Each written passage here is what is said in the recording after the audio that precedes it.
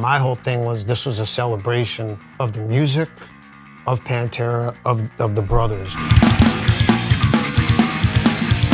There's a kid in the audience that's playing along. I'm playing along right with him. Air drumming is important. It's just crushing.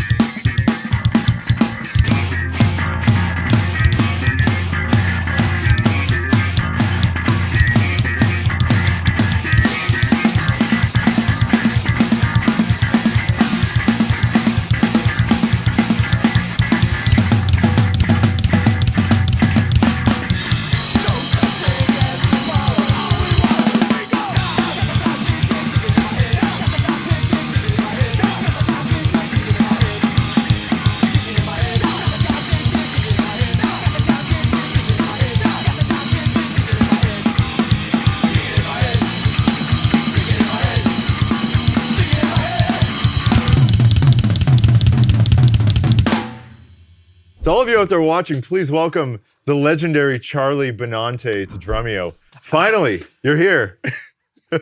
Thank you, Brandon. Of course. How are you?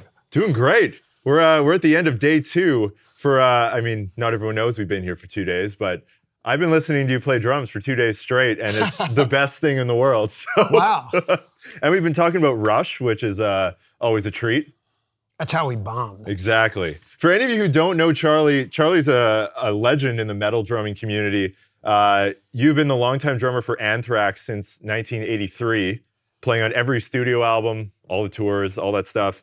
And more recently, since 2022, you've been playing drums with Pantera. Yes. Which is crazy that they're even back. And I mean, they chose you to be in the seat, which is a huge honor. Oh, yeah.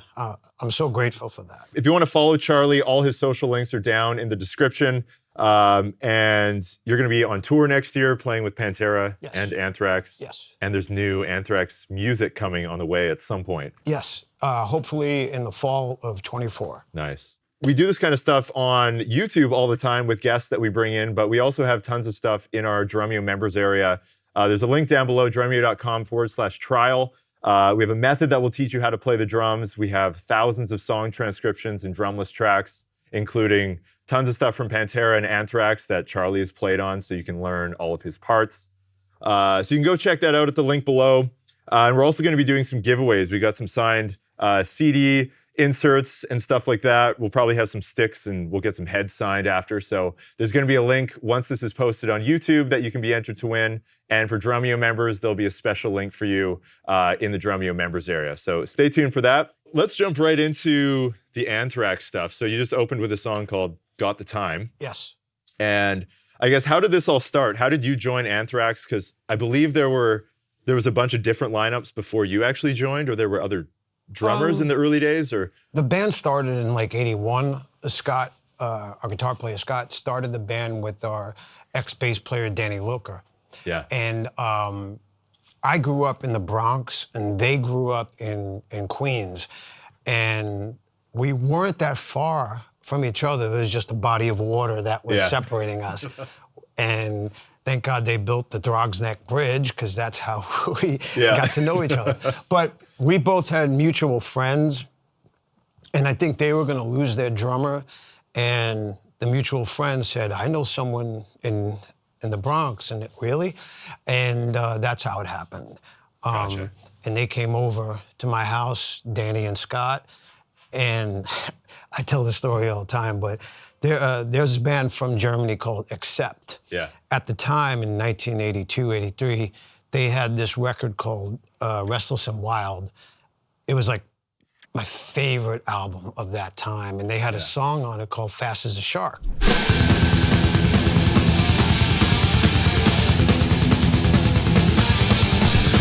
That song at the time had the fastest double kick that I had heard, that anyone really had heard. And the first thing when they came over, I said, "You're not going to ask me to play Fast as a Shark, are you?" And they were like, "Can you play it?" Yeah. And I was like, "Yeah." So we played Fast as a Shark. Nice. And that was it. And at the end of it, they were like, "Do you want to join the band?" I'm like, "Yeah." At the time, I was going to art school, and I'm like, "Yeah, I'll do it." You know, I've been playing drums since I was 4 or 5 years old. So if this was the path that I'm supposed to take, then I'm going to get on the path and never look back. Nice. So were you playing a lot of that kind of music before joining Anthrax? You said you were into Rush and you were into a bunch of other bands. Yeah, I was into like different types. I was into a lot of punk kind of music. I was into a lot of classic rock. Well, it wasn't called classic rock back then, but that was like, I put all that in the blender and it came out. This is my drumming style. Yeah, nice. I want to get into a few parts, and then I also want to talk about your writing, because we got the guitar here too, which we've talked a lot about in the last 2 days. But there's a few songs you mentioned. One of them is the intro from Only. Yeah. Can you talk about that one? I had the intro before I even had the song, and I would just play it as it was like an exercise, you know.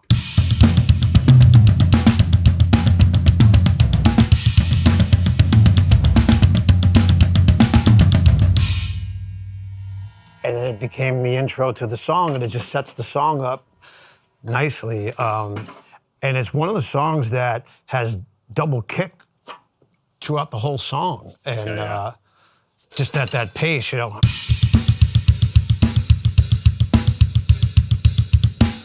That kind of groove. And it was the first song that we wrote for that record, which came to be Sound of White Noise, and still one of my favorite records.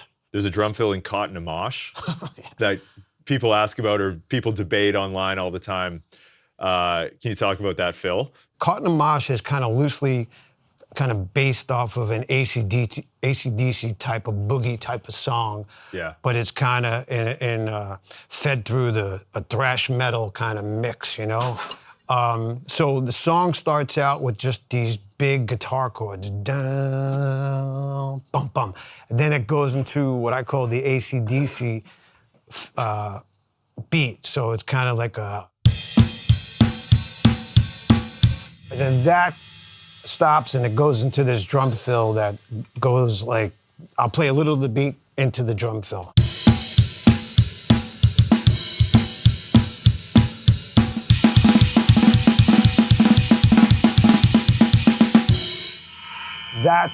That's the drum fill. Yeah. Sometimes when we play it live, I do a little bit of a little pickup on the kicks. So it's like...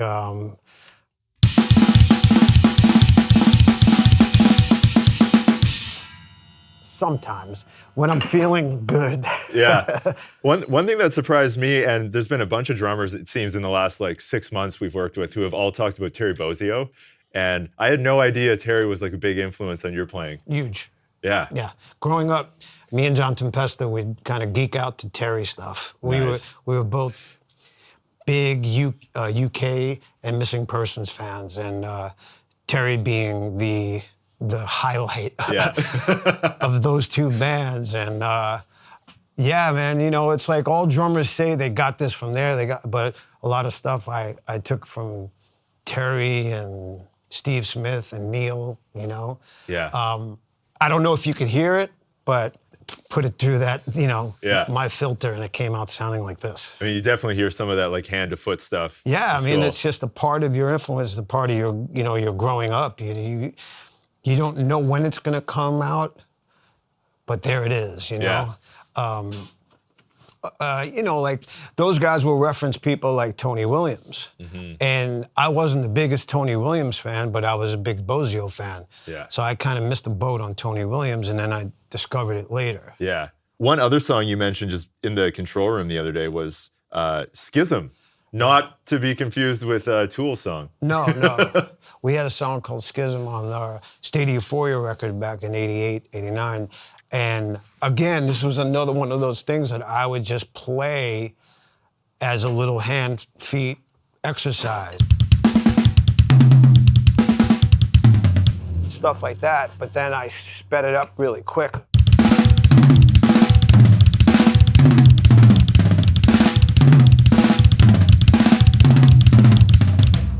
Yeah. That. And then that's the intro to that song, which ironically we've never played live. Nice. When you were younger, were you a big like practicer? Did you sit there and like play exercises, or were you just big into like playing records? A bit of both. So when I was 4, I was playing. I could actually play. Yeah. And there were 2 places that taught, drum theory and just. But my dad took me, and they said I was too young. So my dad was like, but he could play. So we went to 2 places. They both said no. And then we went to this other place, and there was I'll never forget this.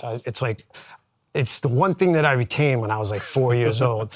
And it was on Westchester Square, and there was a music shop there, and they taught piano, drums, and we went in the back and spoke to the teacher there, and his name was Louis, and he was a jazz cat, and he was really cool. I'll never forget. He had like a little beret that he was wearing, and kind of cool mustache. And the first thing he said is, "Can he play?" My dad said, "Yeah." So he said, "Okay, let him go play." And then I played, and then he agreed to give me drum lessons after that. And that was it. And I didn't dislike the drum lessons. I just disliked the time that I didn't get to play. Yeah. So it was just kind of structured more to the pad, but I just wanted to go there and play. So, Yeah. It seems like that was a big thing back in the day where the educators they'd want you to stay on the pad for a year. And obviously there's benefits to that, but with certain kids though, when you're 10 years old, like that's a big ask to not be on the kit.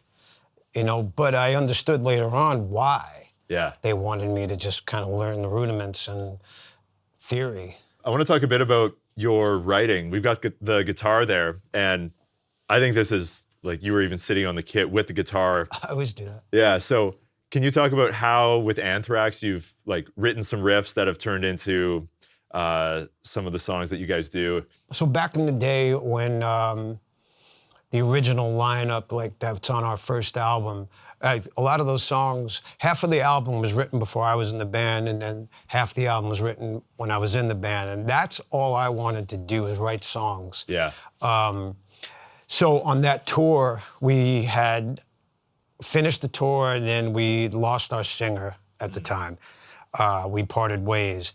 So what happened on the second album, Scott took over writing the lyrics, because our previous singer was writing the lyrics with Scott. Scott took that on full time. I took on more of the music side of things, and I had tons of ideas in me. And back then, Scott had this old Charvel guitar, a star body guitar, and I just loved it. And he sold it to me, and pretty much the whole Anthrax catalog is written off of that guitar. Nice. It had so many songs in it, and it still does, that all those songs were written on that guitar. And one of my favorite riffs from Spreading Disease was the song Madhouse, which was like...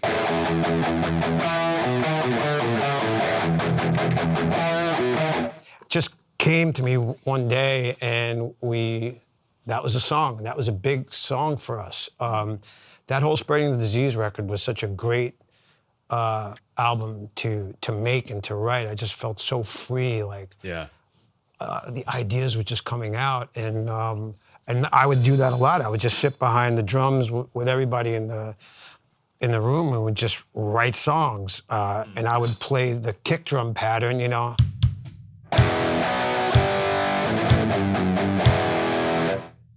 That's how it's always been. Yeah. Nowadays, I just do the demos in my house and send them to the guys, and I'll either get a thumbs up or let's work on that a little bit too, you know. So, but yeah.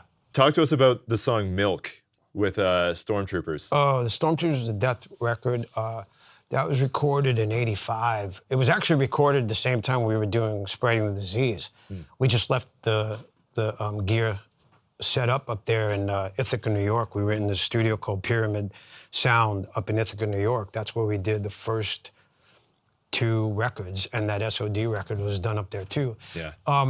At the time, myself, Scott, Danny Loca, and Frankie, our bass player, we would go to CBGB's a lot, and because we just loved the music that was coming out of there. Yeah. Especially hardcore, the Sunday matinee. Some of the bands that we loved and the music we loved was from bands like Agnostic Front, Leeway, Cro-Mags, Adrenaline Overdose. Just loved the music and just loved the vibe, and just spawned this thing called the Stormtroopers of Death.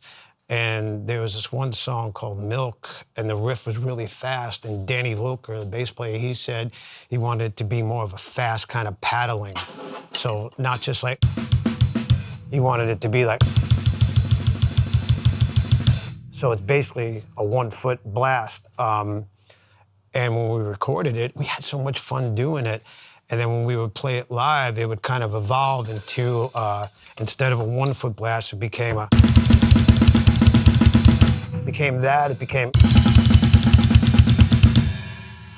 you know, and then it actually, the blast was something that, I think it's the first time it appears on a record. I think DRI had something similar on the Dirty Rotten EP, but I think this specific song and the specific band influenced a lot of bands to come.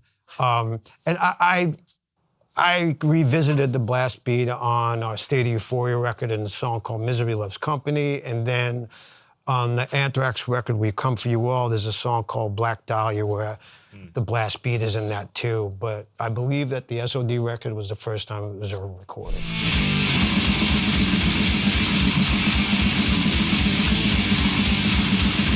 So after you recorded that, it's released.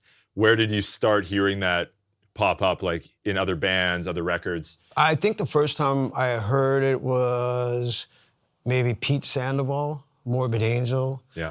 And then Cannibal Corpse. Nice. Paul was doing it. And then, of course, the black metal band started to pick up on it. And then they did it a little differently, more of the two-foot, more independent. And I think the best one for me was on the Dimmu Borgir record with Nick Barker. The first one with Nick, I think that's when the blast beat became like, what the fuck is that? You know? Especially for me, hearing that record for the first time, I was completely blown away by his playing and just the style and just the band itself. And then it started to become very popular, and then it started to get into the drumming, kind of the vernacular. You know? And now you got little kids and their mother doing the blast beat. Exactly. But it all started with milk. It all started with me. You need your milk, and your coffee, and your cereal. I love it. Let's jump to another track. Nobody Knows Anything from We've Come For You All. We've Come For You All, yeah. That was another record that was kind of like, I think, Anthrax were in the area of like the peaks and valleys, and then We Come For You All was a record that was really strong. It gave me it excited me again to make music and write songs, and this song was written, it was a drum groove first, a drum break, and then a song was written around it. Cool. Let's do it.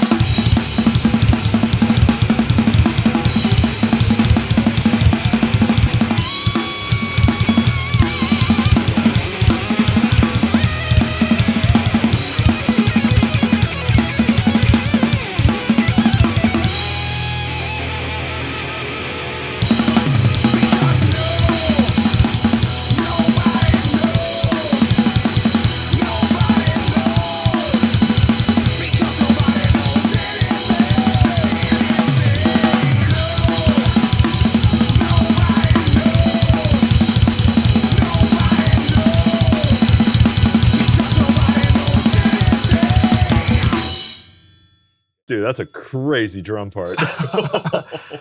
God, I haven't played that in so long. I feel like a lot of people say that when they come here because we always get people to play songs they haven't done in a while. Yeah, and that was built around that fill or drum groove. Yeah. Came to me one day in rehearsal. I was like, wow, that's kind of funky. Yeah. It's like the funky drum is sped up like 10 times. There you go. It's basically James Brown. It's basically James Brown. Clyde Stubblefield. Yeah. Before we jump to the other kit, so playing like this kind of music, just in general, playing thrash metal, what would you say are some of the biggest things that have helped you, or some of the biggest tips that you could give anyone wanting to get into this kind of music, or people who've been playing for a while that have helped you? Well, I think the thing about it is like the drummer or you have to be attracted to the music first, of course, and then the drummer that is playing in the band, you got to have some sort of connection with them. And I think back in the 80s when, you know, it was us, you know, Metallica, Slayer, people kind of looked at the drummers in those bands as like next level, you know, like, and because I admire both of those guys, you know, to this day. Lars has done some great work, Dave has done some great work, and we just, you know, it was a moment in time that these bands, and Megadeth too, of course. But like, it was hard for a while there. I think we just gave heavy metal a big kick, you know, because most of the drummers back then were still kind of playing that kind of same, you know. type of thing. And then we got in there, went. It was like, let's go, let's take it up. Let's jump to the other kit. Okay, it's a different configuration, as we spoke about earlier too. Yeah, what would you say, so coming from Anthrax into Pantera, obviously the drums are just way bigger. Like bigger drums, different configuration. It's funny when Jared came in there, he's like, God, don't, these cymbals hurt your arms when you hit them. I said, yeah, because they're very heavy. I mean, it's a heavy cymbal, man, but yeah. It has to be. It just has to be. Yeah, and so I've even noticed like you have two auxiliary hi-hats on the kit. Is that something you've just done always? Always. And you've kind of ported that over to this kit as well? Yeah, because I keep this open a bit and I don't really have any function with it. This one, I can do all this stuff. But when it gets into a chorus or a lead section or something fast, I'll go to this hat, the X hat, you know. Just naturally goes that way. Nice. How did this all start? You're still in Anthrax, but how did this whole situation come up where Pantera would be going back out on the road and they chose you? Yeah. Yeah. I mean, I talked to those guys, and then Philip called me and he's like, do you want to do this? And I'm like, yeah, you know, how are we going to do it? And we just discussed, and I got off the phone with him and I started doing my homework immediately. I would set up a practice kit in my living room. I would set up a practice kit in my bathroom and just started studying the different ways and different sounds and different grooves that Vinnie and company came up with. And I wanted it to be exact. You know, I didn't want to just go in and kind of like fudge it. Yeah. I wanted it to be legit, and I wanted people to feel it more so than anything.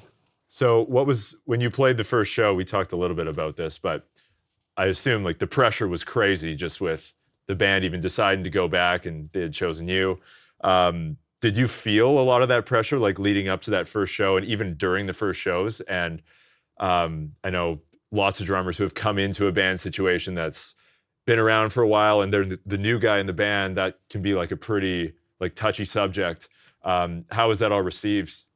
At first, it was, I don't think people, they just had these preconceived notions that these two guys are gone, the band should be done with, let's not do this again. My whole thing was this was a celebration of the music, of Pantera, of the brothers. That was my whole thing, and I think Philip and Rex were in the same exact mindset as I was, and that's what it's all about. I'm telling you, man, there's been so many shows where we see people crying. And that first show was very emotional for all of us, too. And I just wish people would have just given it the space and just go see it or don't go see it. And if you don't like it, then you don't like it. But if you do like it, well, then, you know, all we said was just give it a minute. Don't have any preconceived notions. So now it's a different story. Before we come back and talk about some grooves, let's do a Pantera track. Okay. We've got 5 minutes alone. Cool.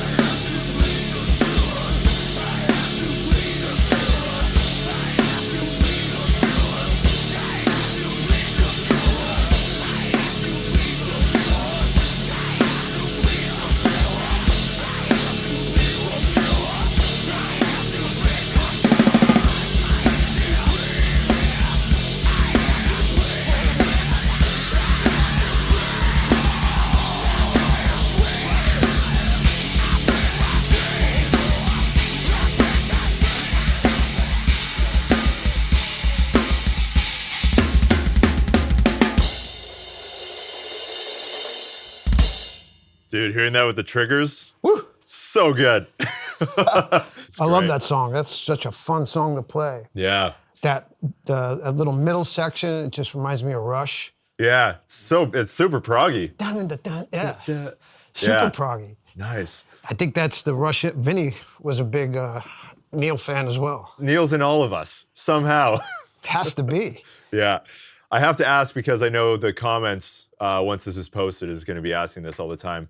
What do you have on the bass drums? And obviously you're using triggers that are pulled from the album samples, I assume. Yes.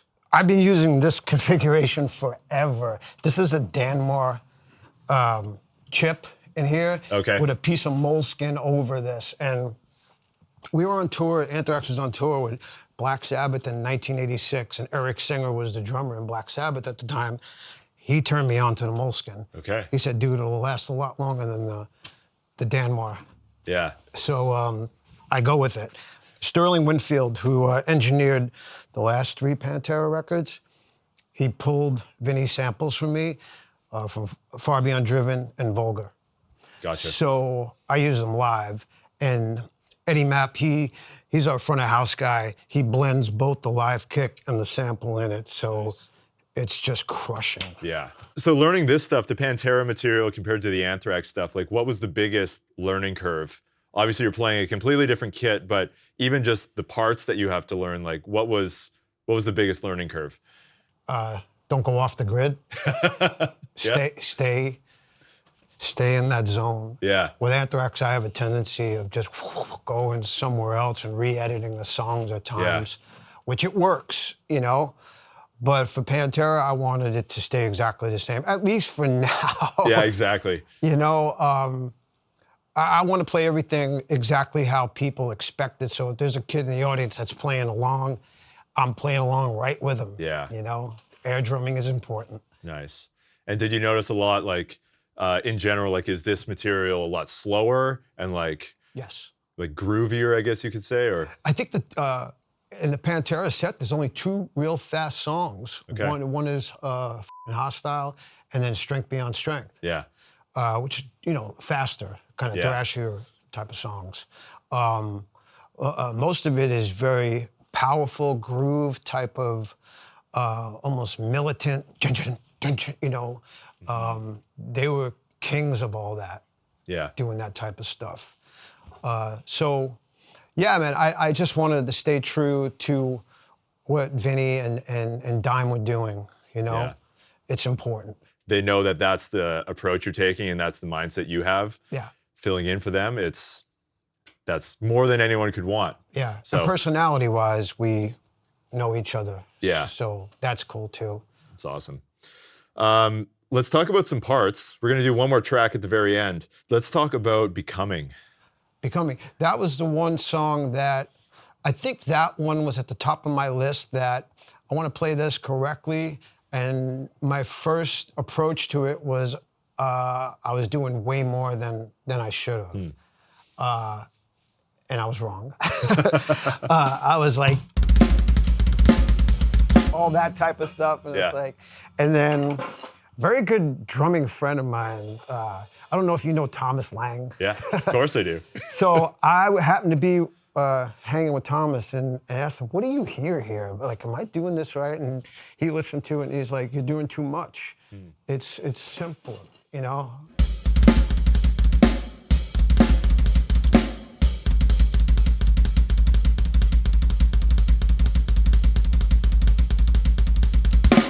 Yeah. That's it. I mean, that's a pretty like intricate part. Like, I guess it's a triplet followed by 16ths or whatever, but that's not easy to play. No. And it's one of those songs that it's such a signature lick. Yeah. That if you go up there and you fudge it, it's like, oh, come on, man, you know. Yeah. You know, and trust me, there have been some nights when I let the adrenaline or the anticipation, you know, there's one thing that drummers do, and I think a lot of drummers will know what I'm gonna say. If you f***ed up a fill tonight, the next night you're like, okay, I'm not gonna f*** it up. Yeah. And you think about it too much and you just messed it up again. So sometimes I'll just be like, can we drop this song for like 2 shows so that I could, you know, clear my memory and do it again? So it's all that stuff, but that's such a popular song. Yeah. That has to be in the set, and I want to play that the best I possibly can play it. Yeah. Let's jump to Unbroken. Another good one. Yeah. What's going on in that one? Just a great groove, you know.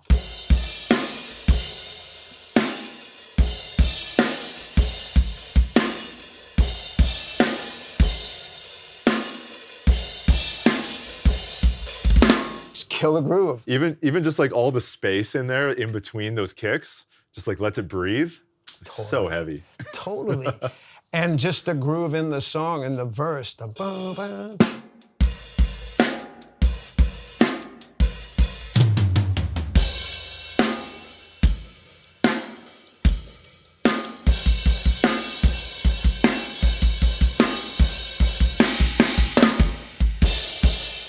Yeah. It's prime. Doesn't get any better than that. It's killer. At the end of that song, when we do it live, they would always tack on the end of the song, By Demons Be Driven. So it's like...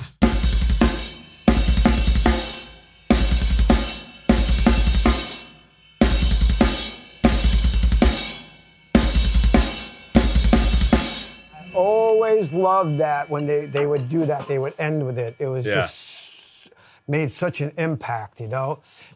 Anyway, sorry. Yeah. No, it's great. I'm just remembering things, you know, and just kind of like, oh, that's a great part too. Yeah. If you had to pick like one more of just your favorite grooves in the set, any song, any part of the set, what would it be?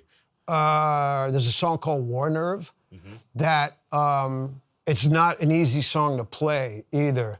There's parts that trigger the next section, that trigger the next section. Vinnie does this really cool tom pattern.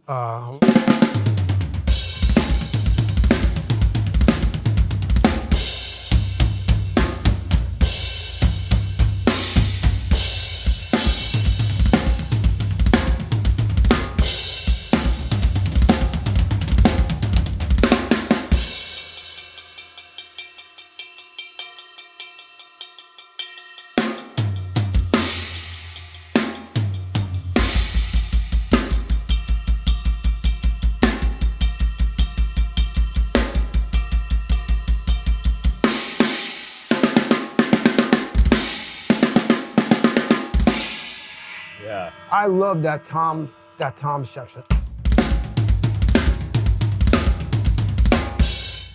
So good. Even just like the transition from that into the bell. Oh, like, yeah. That's like super wacky. And it's such a weird, like, a push and pull thing, because Daryl's like, oh, no, no, oh, no, no. It's like a waltz, no, no. But Vinny's just going. It's like you're just like trucking through mud. It's cool. Well, we're almost at the end, man. We're almost at the hour mark. The power hour is almost done. We could just stay here all day and just listen to Charlie play Pantera and Anthrax. To all of you out there watching, don't forget we have a bunch of giveaways and stuff that are going to be posted. There's a link going to be on YouTube down in the description once this video is posted, and then same in the Drumeo members area, so you can be entered to win. And also all the stuff we have in the members area, drumeo.com/trial. All the songs Charlie's played today, they're all going to be transcribed and up for you, so you can learn the parts that Charlie recorded and Vinnie recorded with Pantera, so you can check that stuff out. Charlie, we're going to close with one more song, Strength Beyond Strength, but before we do that, any final words to all the drummers and people watching? You know, the one thing I wanted to say about drummers, guitar players, and we talked about this earlier. I've never been a fan of the top drummers, or this guy's the best or that guy's the best. Man, the way you walk, the way you talk makes you you. The way you play makes you you. So I never liked that whole, you didn't get picked for the team, the Little League. Yeah. Everybody's good at what they're doing. And that's it. You don't need somebody to tell you you're number 3, you know? So that was one thing with me that always stuck, you know? Just do your thing, man. Do you, and let the accolades come. Yeah. And Pantera on tour in America and parts of Canada starting February 2nd. Nice. Awesome, man. Well, thank you so much for being here. It's honestly an honor to have you even in the studio. We've wanted to do this for so long, and we did it with 2 drum kits. So I loved it, yeah. Couldn't be better. Seriously, you guys were awesome. I mean, thank you, man. Everybody here is just next level. To the moon. I appreciate it.